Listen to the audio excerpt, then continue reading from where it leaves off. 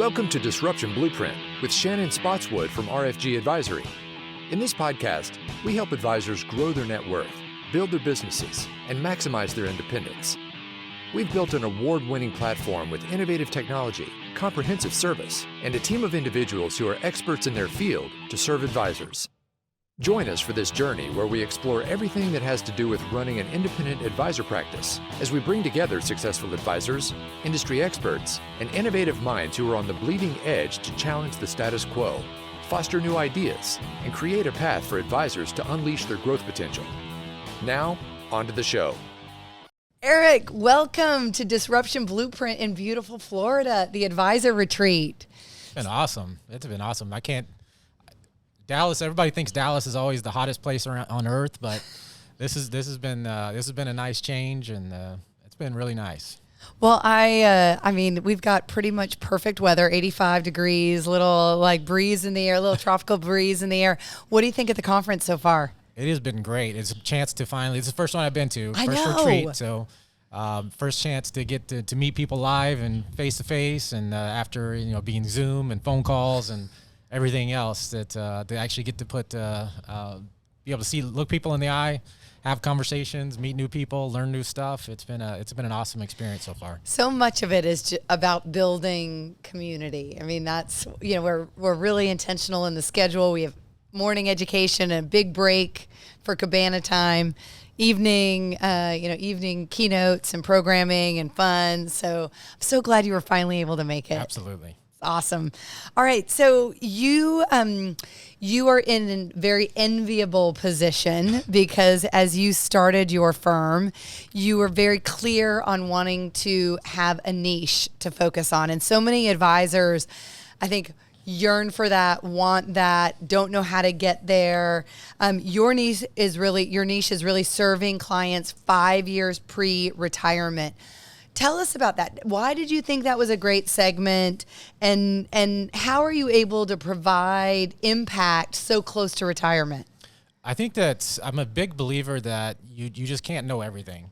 So when it comes to retirement income planning specifically, I kind of call that your retirement red zone. So once you're less than 5 years, the decisions that you're making, they're just completely different than the decisions you made for the last 30 years of your career. So you start thinking about all the decisions you have to make around when should I start Social Security? How much can I take from my portfolio? Which accounts should I be taking from first? In my opinion, as a financial advisor, it's very difficult to specialize in an area like that and also be a specialist in the 45-year-old who's trying to save for college. Right. So it's really what I'm passionate about. When I'm talking to clients, I always compare retirement planning, that last phase of retirement planning, it's like a puzzle. Yeah. So you start thinking about all these different pieces. I've got to start Social Security here. I've got a 401k that's sitting over there, an IRA that's over there. Healthcare. Healthcare decisions are huge. So as you start, how do I start putting all these different pieces of this puzzle together? So I've got a picture. I've got a picture of what retirement really is going to look like and what I'm going to be able to do. How much can I spend? Where am I going to go? And that's a big piece too of it. But I just think it's really hard for an advisor to be all things to everybody. So I think the retirement income piece, putting those pieces together in those last 5 years, it's what I'm passionate about, and I just think you have to be, you'd really have to just focus on that area. Did you know when you started your firm that was going to be your area of focus? Really not. It's probably something that's evolved over the last 5 years, and actually to be even more specific, it's kind of probably maybe the way I talk and how I deal with people. A lot of those people that we've actually brought on as new clients are actually women who have gone through divorce or been widowed in that same 5 year time period. And now you get to that period where, you don't get do-overs. Right. So there is no mulligan. One of the biggest challenges. Yeah. So especially if you've gone through some type of significant life event where, you are kind of where you are. And now it's a matter of making the right decisions, making good decisions about your financial situation. And I've seen it's just kind of evolved as far as my activity leaning towards that. It really evolved over the last 5 years, where again, I would say we specialize in that area. So one of the big benefits of having a specialization, a niche, is that you're able to just concentrate. Not only are you an expert, but you're able to concentrate your time. How do you think that has translated into growth in your practice? every piece of marketing, whether it's blog posts, webinars, everything that I've social done, media, you're big in social media. Everything that I've done, especially as we made the transition, that's one of one of the biggest things for me, having made our transition to independence with RFG, is really being able to dial down what I wanted to do and how I wanted to do it. And so we've been able to say, okay, here are the things, the activities, here are the people we're trying to connect with. What are the best activities to do that? So things like webinars on Social Security planning for women, right, where it's very targeted to that people. It also gives me the ability to say, I'm not going to be able to help everybody. There's just people that may not necessarily, they probably don't need to pay me a fee. Right. They just need to help. They need some guidance on, should I start Social Security now or should I wait till I'm full retirement age or age 70 or whatever it is. So it's also kind of giving me that opportunity to help people that may not otherwise get help. Mm-hmm. So that's really where it's been able to help us niche, to really focus on where we want to help people. Who can we best help? Yeah. Makes a huge difference. I mean, and the fact that as you started Blake Wealth Management, you're like, this is going to be our focus. I feel like it's really the reason why you've been as successful as you have been. Is like everything's going in one direction. Yeah, I mean, it's hard to spread you get spread too thin. Yep. So if you can really dial it down, say, here's who I can help. Say yes, say no. That's a big thing. I'm drawing a blank on the book. You probably know who it is. Who is it? They basically just, if you can't say it's not a hell yes, it's a no. Right. Oh, absolutely. There is no ambivalence. Right. So when you started your firm, like, which I will say, like, right into the teeth of like early days COVID pandemic, like it was still a big thing. It gave you the opportunity to really partner with your wife, and Yes. she's a co-founder of the firm. She was a school teacher. So, things changed pretty dramatically in the classroom, and she was Right. looking to do something different. So how has that been working with your wife? It's been awesome. So she's not licensed, but she enjoyed, there's a lot of things that I don't necessarily enjoy doing that she loves doing. So it's been the chance for us to, we spend pretty much actually 24/7. It's literally 24/7 in this case. But I think for her, it's one of those things that, having been married to a teacher for as long as I have, people always think that teachers have such an easy life. You get summers off and you get holidays, and she even says this herself, that, for the last 25 years, she wasn't always there. Now she has a chance to be there. So when we're communicating, it's legit, real communication. She's not worried about teaching. She's not worried about grading papers and lesson plans, and teaching takes years off of your life. I can't imagine that it doesn't. And I think this has been the opportunity for her to do something different. She actually still does crossing guard for the elementary school that's right up the street from us. So she still gets her child fixed. She tells them dad jokes as they're crossing the street, and they love her. She's got parents asking, why does my son talk to you so easily? Right. And it's just the way she is. So she still loves kids. She still gets the chance to interact with kids doing the crossing guard thing.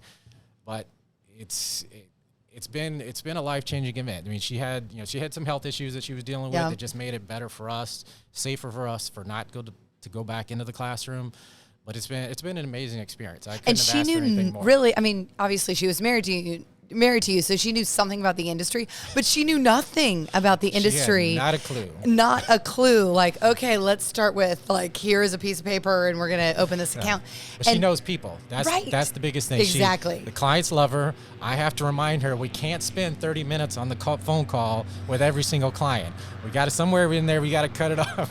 Yeah. So it's where it's going beyond the business aspect. It's great to build relationships, but when I go to lunch and I come back and you're still on the phone with the same client, we got to, pull the reins back a little bit sometimes. But the clients love her. Relationships. The relationships have done nothing but got better. Yeah. The clients that I had when I came over, as the relationships are even better with her on board, because she's great at communicating and talking and just what I growing also love relationships. about it is, one of the themes of our retreat is about how to really show up fully present for yourself, for your clients, for your family, for your practice.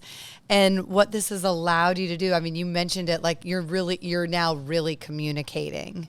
Like this is, to me, the definition of independence. Like you are building a business that is reflective of your values, that is reflective of how you want to spend your time. And for the two of you, like she had this 20+ year long career somewhere else, and then to be able to build something together, it's really special. Yeah. Well, and I tell her that all the time is I'm the one that sits down with the clients. I do the financial plans. I do a lot of that stuff, but I want her to feel like it is a 50-50 partnership. Because there's things I shouldn't be doing, number one. Right. Things I don't necessarily get as much enjoyment out of. Like I said, I like to put together the puzzles. I like to help the clients put together the puzzles, make decisions on Social Security. That's what I should be doing. But it allows her to utilize her strengths, again, the relationship building, the communication, making sure that the processes are in place. She records videos on everything, every process we have. She's got a video for it. So I can say, hey, and I need to keep my hands off of it. I try. It's hard for me to do sometimes. Yeah. But, I say, hey, do you have something for this? Yep, I've got a video. Let me pull it up. Even something we did, when we first came on board a year ago, 18 months ago. Let me pull that video up and I'll take care of it. That's so awesome. That's so awesome. All right. One of, you're really dialed in. I think part of it is because of your niche, as you said, into marketing and social media and all the rest of it. And you have something that you post weekly on LinkedIn that I love, that is, because I'm a quotes girl. I'm like, give me a good quote. It's like my love language, that you call Wisdom Wednesday. It's a tongue twister. Wisdom Wednesday. How do you select the quotes to share, and what are two of your favorites? It's one of those things that you just kind of scroll through. So I've actually come up with some different resources, some different websites that I look at. But there's always one that for whatever reason just jumps out, and that's the one. Yep. So my mother always brags about how good I am at picking out birthday cards for her. It's the same thing. Every year, no matter what I do, she doesn't care if I get her a gift. She doesn't, none of that. As long as I get her a birthday card, she's good. Yep.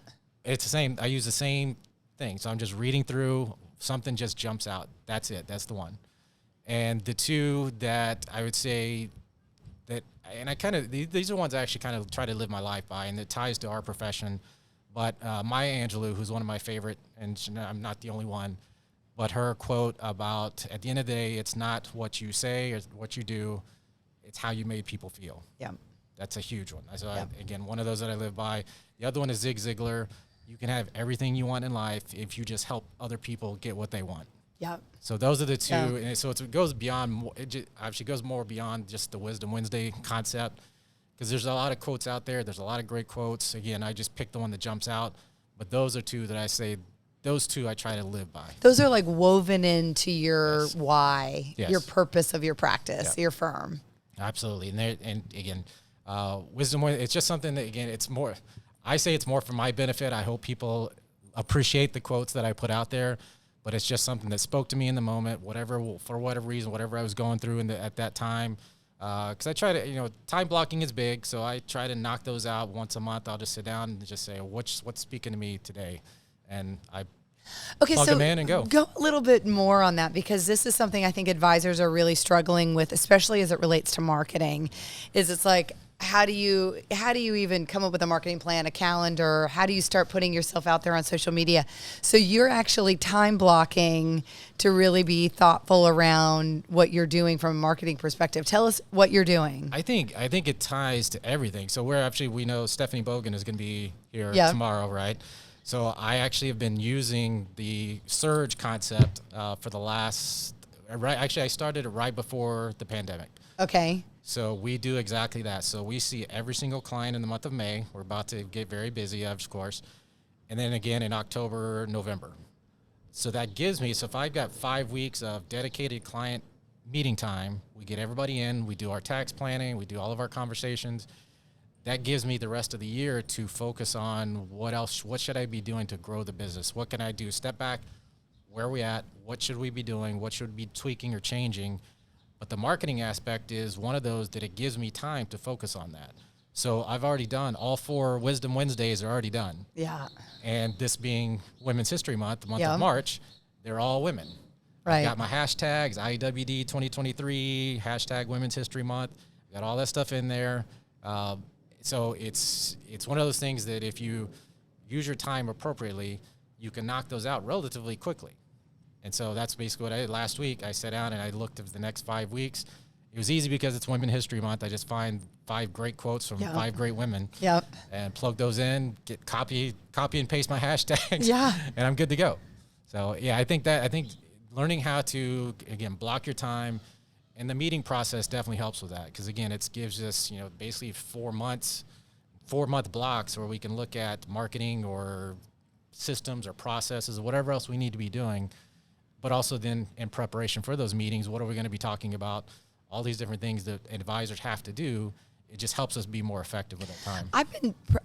I didn't know that about Stephanie. I'm so glad to hear it, because I've been preaching this, and the line I've been using, which is, why do advisors treat their time like they're a dentist? Like, you've always cleaned my teeth in April, so I guess I'll see you again next April to clean my teeth. Like, why not take more control over your time, your most valuable resource, and be more intentional about your scheduling so that you don't have, there's so much coming at an advisor all the time.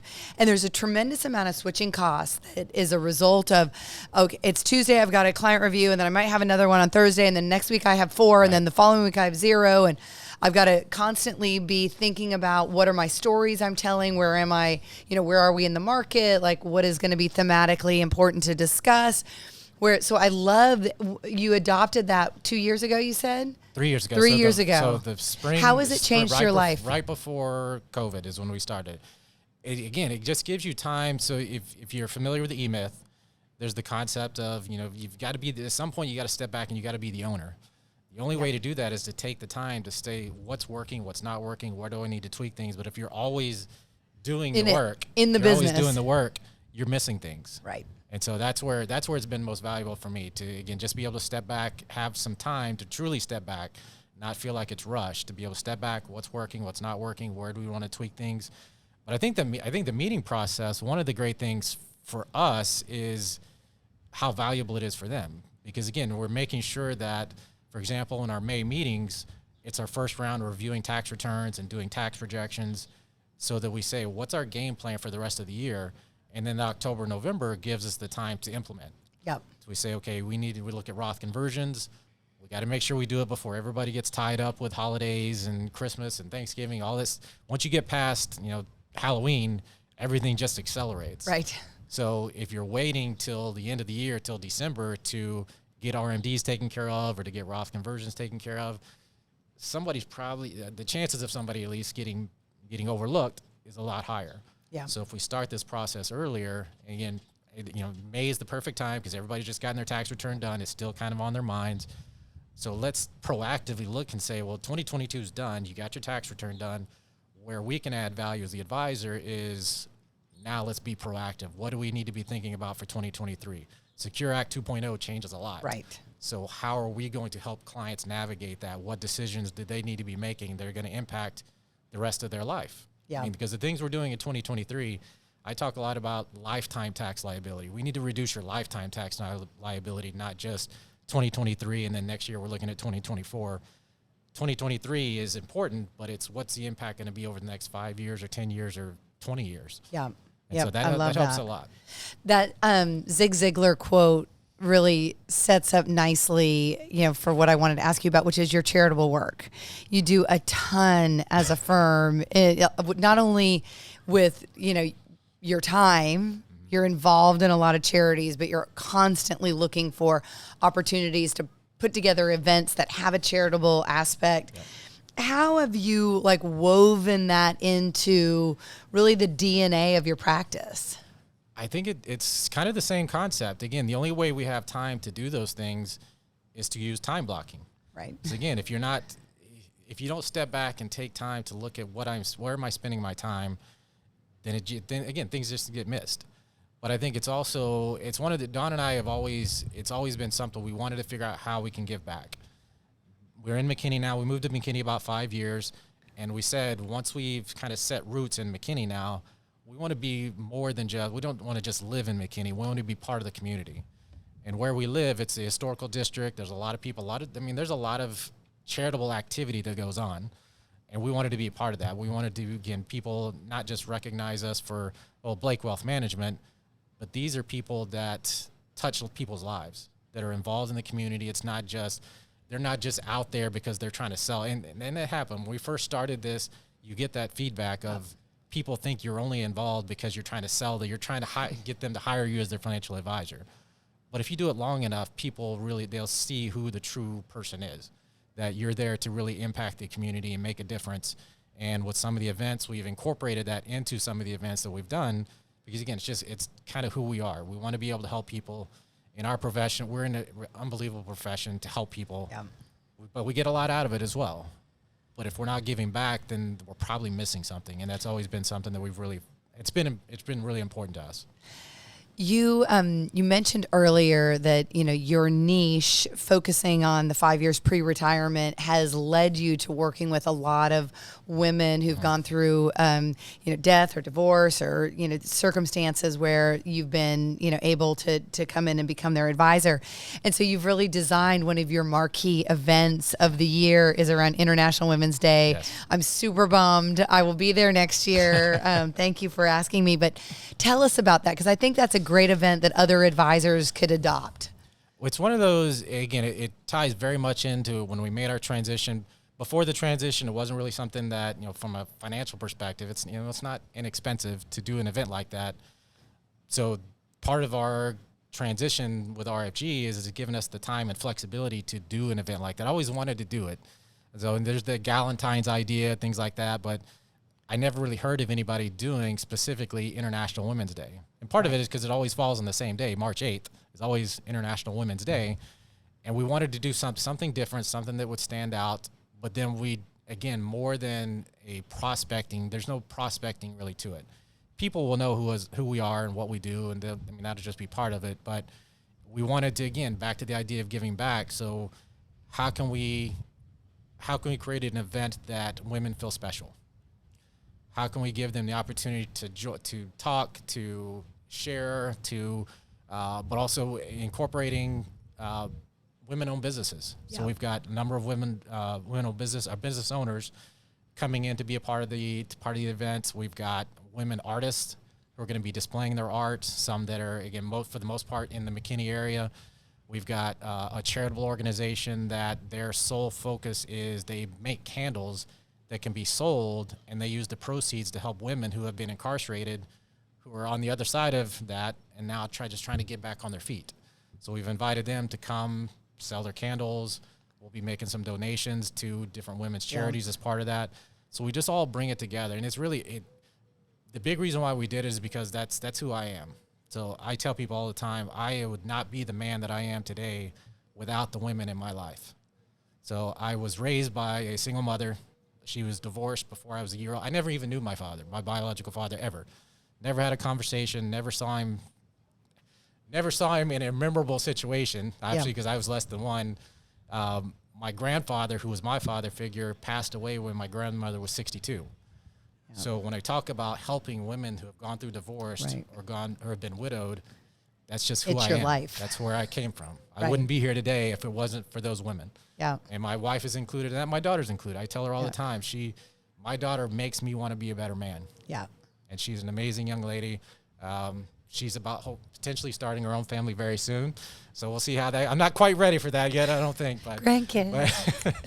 So we'll see how that goes. We'll see. I'm not sure I'm quite ready. But those four women, in addition to all the other women that I've come across, but those four specifically, my mother, my grandmother, my wife, and my daughter, they mean everything. Yeah. And again, I wouldn't be who I am today without them. That's beautiful.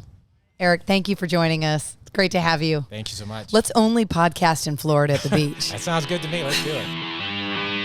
Thank you for listening to the Disruption Blueprint podcast. Click the follow button to be notified when new episodes become available. Visit our website at www.rfgadvisory.com or schedule a call on our advisor resources page. And don't forget to click the follow button to be notified when new episodes become available. Content here is for illustrative purposes and general information only. It is not legal, tax, or individualized financial advice, nor is it a recommendation to buy, sell, or hold any specific security or engage in any specific training strategy. Information here may be provided in part by third-party sources. These sources are generally deemed to be reliable. However, neither our guest nor RFG Advisory guarantee the accuracy of third-party sources. The views expressed here are those of our guest. They do not necessarily represent those of RFG Advisory, its employees, or its clients. This commentary should not be regarded as a description of advisory services provided by RFG Advisory or performance returns of any client. The views reflected in the commentary are subject to change at any time without notice. Securities offered by registered representatives of Private Client Services, member FINRA SIPC. Advisory services offered by investment advisory representatives of RFG Advisory, a registered investment advisor. Private Client Services and RFG Advisory are unaffiliated entities.